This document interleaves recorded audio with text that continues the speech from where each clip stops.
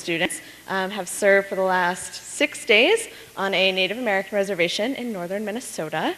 And we did a whole variety of things. Some of us helped facilitate a sports camp for the middle school students there, which basically means hours upon hours of basketball, because basketball is life, period. We help facilitate a kids club that Youth Works runs all summer. So a bunch of our kids, crafts, games, a million piggyback rides. Some of us also help spruce up a local cultural school where kids can go to learn about their Ojibwe culture, which is kind of a big initiative in the Native American community, as to helping tie kids back to their roots. What else did we do? Oh, we also helped spruce up some of the local homes on the reservation that just really needed some love and attention, so their owners could take some pride in their homes again. And you should be so, so proud of this team. They worked hard, rain or shine. They summoned up energy to chase little kids all over creation all day long. They went at everything with a really positive and flexible attitude, and it was just a joy to spend a week with them. It was also just really wonderful to get to know the Ojibwe culture. We actually got to learn a native dance. We got to participate in a real live drum circle, which was hilarious and exhausting. They danced for hours on end. We danced for half an hour, and we were all sweaty messes. But it's so cool to discover a culture within our larger American culture, and it was a beautiful culture. But it was also a community just deeply starved for love. Love from each other. You'll hear from these kids as they share about their interaction with the community kids. There's not a lot of love to be found in the family relationships, because they're a little broken and a little disjointed. And also from God. That's something that's a little lacking. I think we saw one church in the whole community, and it was boarded up. So this is something that we came hoping to share. And I have asked a few students if they would come and share a story from the trip, just a moment that impacted them. And while you may not be able to go on a trip like this, I pray that you will let these stories inspire you to let the fullness of God's love for you kind of sink in, and then as a result just overflow to others. So, students, why don't you come on up?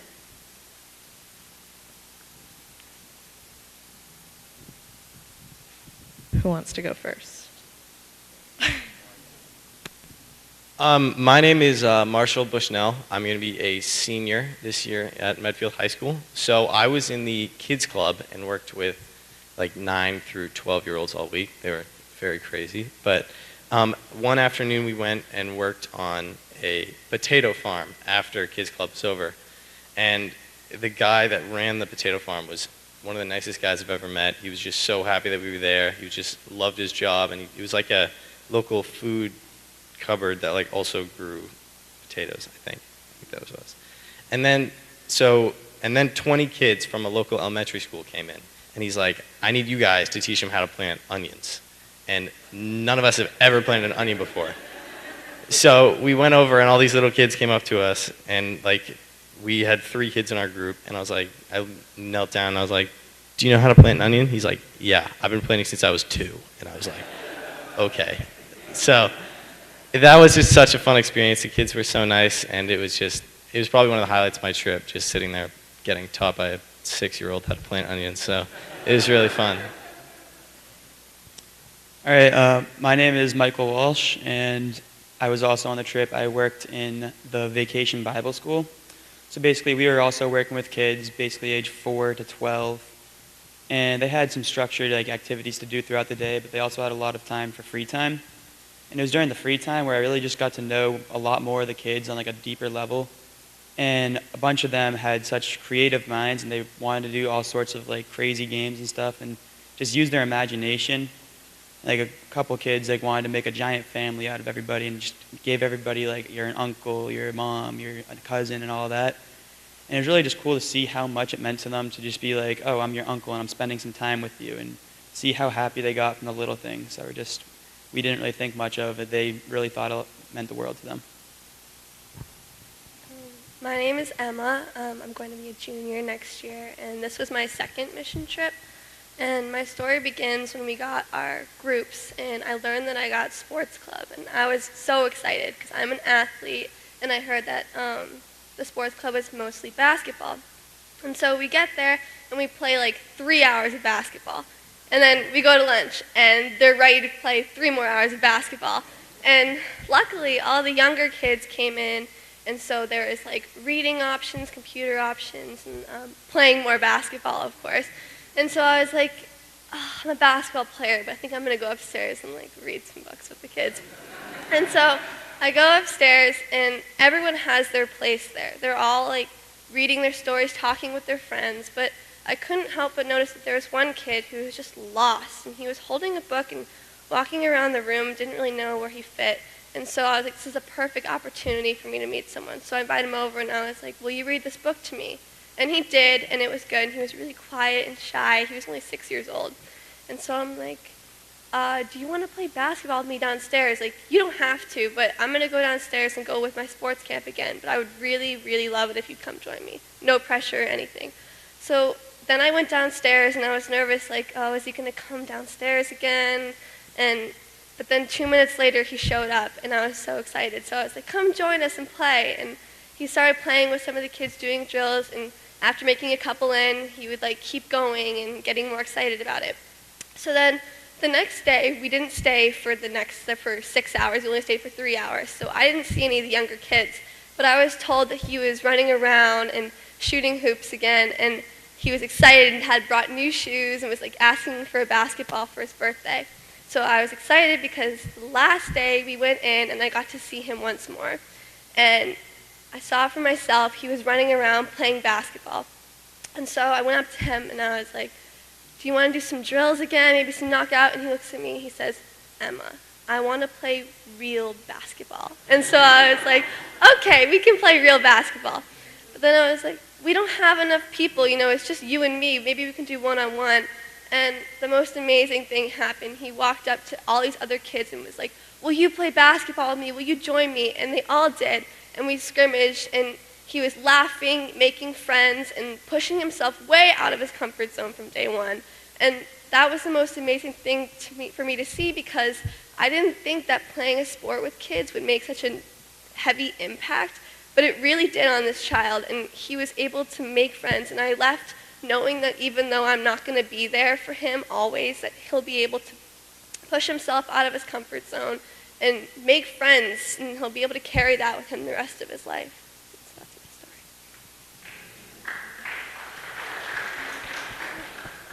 story. Okay, so my name is Anita Bushnell, and I'm going to be a sophomore, and this is my first mission trip.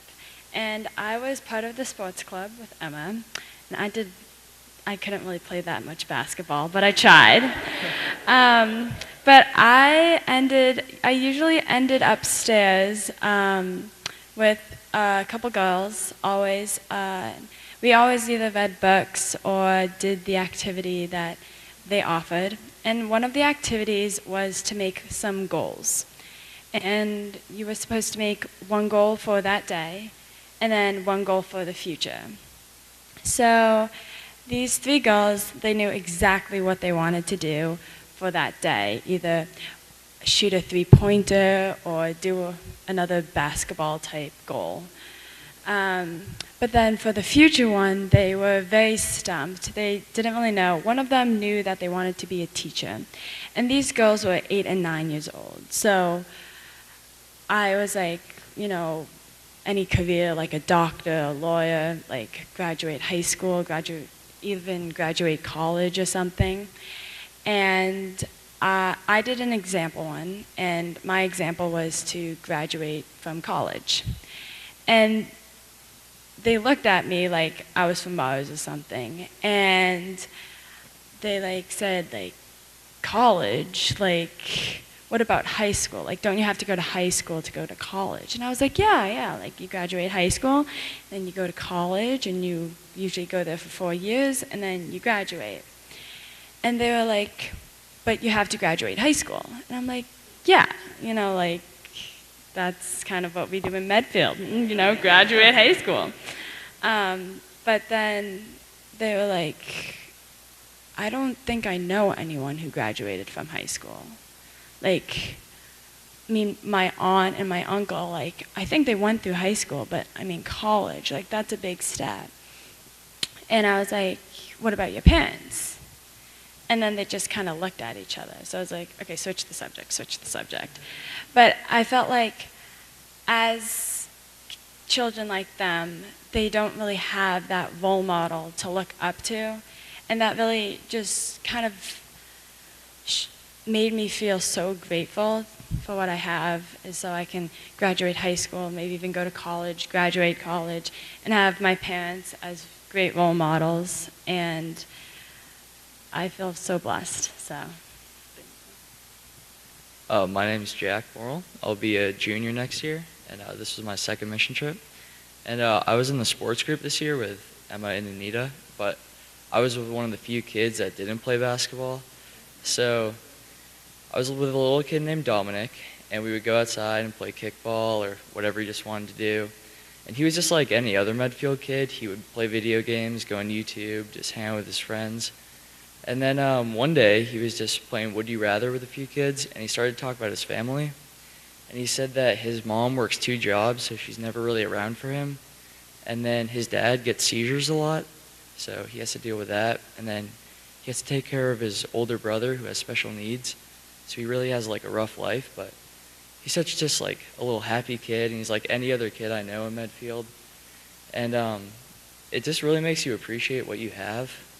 Like 2 parents that are always around, stuff like that. So, yeah, that's my quick little story. And I'm Brian Erickson. I'm one of the old guys that went along on the trip. I haven't been a senior. I'm almost a senior, but in a different way.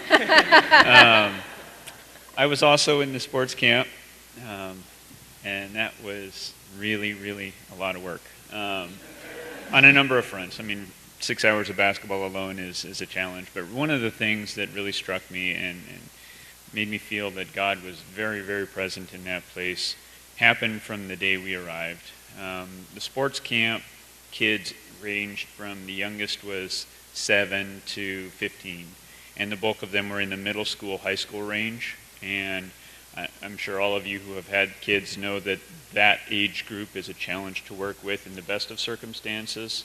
We didn't have the best of circumstances, and these kids really didn't grow up in the best of circumstances. So day one, these kids came in very, they didn't know how to react to people who wanted to engage with them in a positive way. They lashed out. They were very challenging, really, from a behavioral perspective, from an attitude perspective.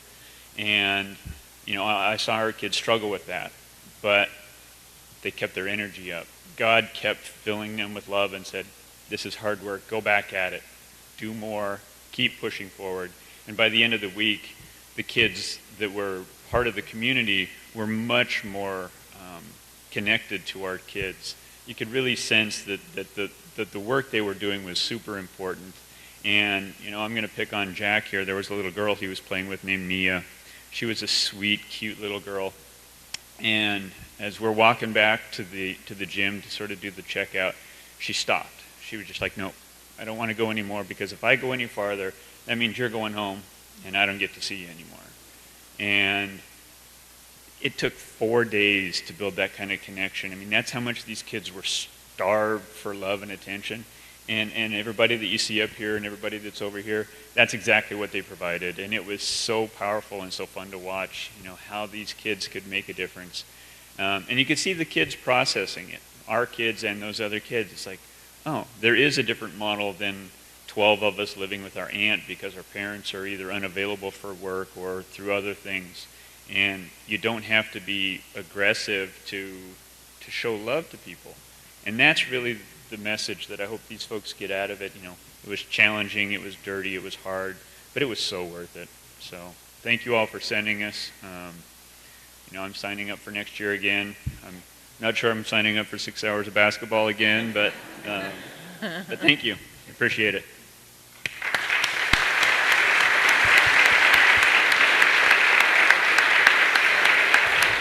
One more.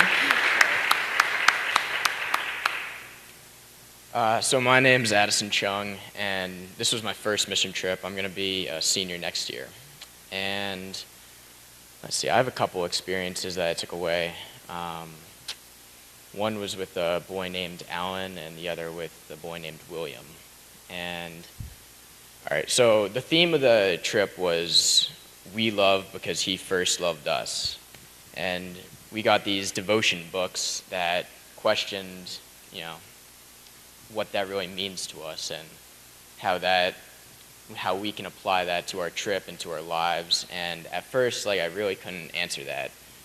I thought about it, but I really couldn't. And so I went to the first day not knowing how I was going to apply this to all these kids. I was at VBS, and I met both Alan and Will on the first day because they were in my group. And so Will was this kid who kept smacking me, and he just didn't want to pay attention, and he was a rascal. And Alan was a shy guy. I don't think I got a single word out of him the first day. He'd just nod his head, shake his head, and so here I was like, great, I got a couple kids who don't want to talk and don't want to be here. But I decided I was going to give them my attention anyway, because that's why we're there, right?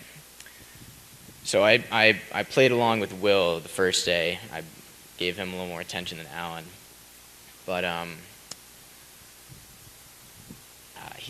we just bullied me.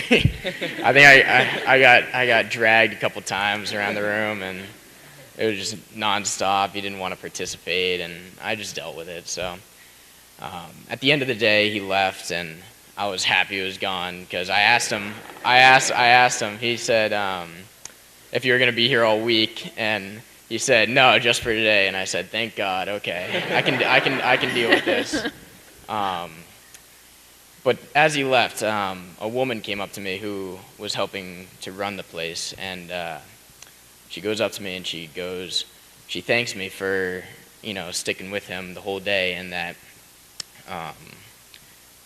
he was an orphan who both his parents passed away, and was dealt a pretty crappy hand. So he wasn't sure about whether he would like the place at VBS, and that's why I didn't want to stay there. So, but she told me, just with the fun he had playing with me and Mike, he ended up staying the whole time. She said he loved it and wanted to come back the next day. So that got me thinking about what I did to spread my love to this kid, and it was really just paying attention. And so I went home that day and I thought about how maybe that could be the way I could show my love for these kids. So the next day, I tried to test it out on Alan. And again, same results, couldn't get a word out of him. I learned his favorite color was yellow and that he had no siblings. That was it. And I spent the day coloring with him. I played with him in the playground. I sat next to him, mostly in silence. I questioned him. He would just nod. And I didn't really get anywhere with him. So I thought to myself, maybe I need to do a little more than pay attention. Maybe there's an extra piece. So the next day, I kept at it, sat with him, until we got to our station with the song group, where our assignment was to first draw a picture of your favorite thing, and then you had to pick the most meaningful one out of it, and we put it into a song. And so, I drew mine, which was a bowl of ramen noodles. And then it got around to Alan, and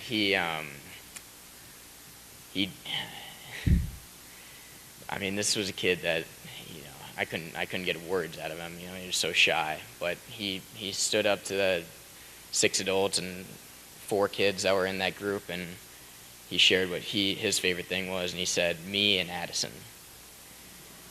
And he then showed me his picture that he drew, which was 4 stick figures holding hands, like the 4-year-olds do. But I knew he didn't have any siblings, so who was the 4th, right? I asked him. he said, that was me. And underneath, he labeled that family. And I was just amazed by this. I mean, a kid, I barely knew anything about him. He wouldn't talk to me, but just through sitting with him, I befriended him, and just through showing him that I paid attention to him, he took a lot away from that. And so that's what made me realize, like, that was my way of showing love. I can just pay attention to these kids, even if they don't talk or don't show that they need it or want it. Like, that's the way I can make an effect on this trip.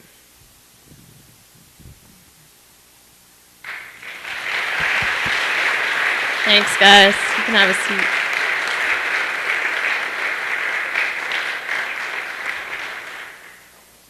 So be sure to keep asking these guys. They have a lot more than just one story to share. And hopefully at the end we will have a video with some pictures for y'all. That was awesome, you guys. Don't worry, my piece is short. But I'm feeling it. God, it sounds like God was really with you and moved in you. And some of the things that you guys said made me think of a quote that is actually the meditation this week. I think it summarizes some of what you've been saying. I'm going to read it, and you can follow along on page 2 in your bulletin if you'd like to. It's by C.S. Lewis, and he says, "To love at all is to be vulnerable. Love anything, and your heart will be wrung and possibly broken. If you want to make sure of keeping it intact, you must give it to no one, not even an animal. Wrap it carefully round with hobbies and little luxuries. Avoid all entanglements. Lock it up safe in the casket or coffin of your selfishness. But in that casket, safe, dark, motionless, airless, it will change. It will not be broken. It will become unbreakable, impenetrable, irredeemable. To love is to be vulnerable." And I think you saw some of that. I think you saw some hearts that were locked away. And it's even harder, especially Addison's story, to get a heart to reopen after it's been locked up. But what it strikes me that it was like you had an experiment with God's love. And the definition of an experiment is a scientific procedure undertaken to make a discovery, test a hypothesis, or demonstrate a known fact, usually enacted in a controlled environment for a set period of time. So I think on your part, you all kind of went in to test a few hypotheses. And as a church, in a way, we kind of test hypotheses with you. Some of them might have been, well, is God real? Or does God love me? Or does God love the children at the reservation we're going to? Will I still believe in God after I experience the reservation? Or what is God's love? And the early Christians were asking a lot of the same questions, and the passage that was your theme for this week attempted to answer a lot of those questions. What is love? Well, love started with God, and God loved us and sent his Son. How can we see God? This passage says no one has ever seen God, but if we love one another, God lives in us, and his love is made complete in us. Reminds me of the quote from Les Mis, to love another person is to see the face of God. And that's what you've done this week. Now, there's also something in this passage. I imagine that God also experimented with God's own love when God sent Christ to earth. And when God sent Christ for each one of us because of God's great love for us. Imagine what God's hypotheses might have been. If I send my Son, will they listen to me? If I send my Son, will they finally believe that I love them?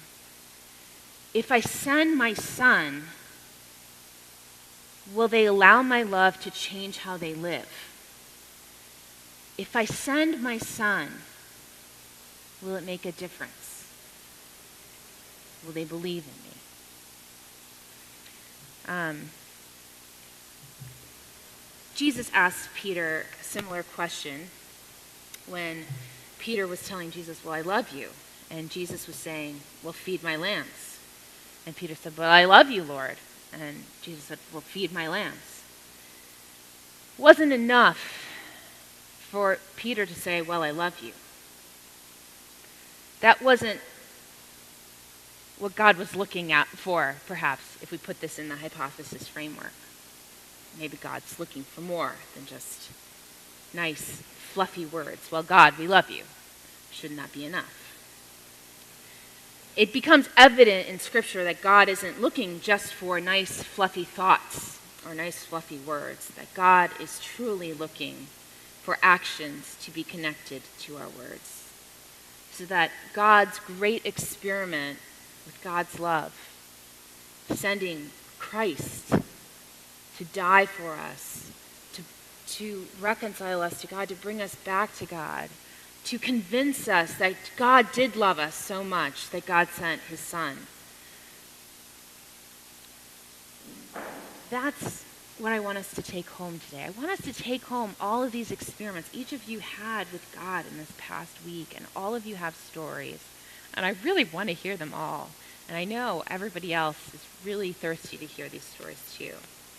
But our challenge as a church is to multiply these stories, to use the momentum that you all have brought back with you, to use this, the way that you were able to push yourselves in this experiment of God's love, to do our next thing, figure out what that next good, hard thing is. And maybe it'll be one of your ideas, something else we can enact. And maybe it's rolling, it's part of the 200 acts of service. But my prayer is that together we will find it, we will keep this experiment going. What does God have for us next? Can I get an amen?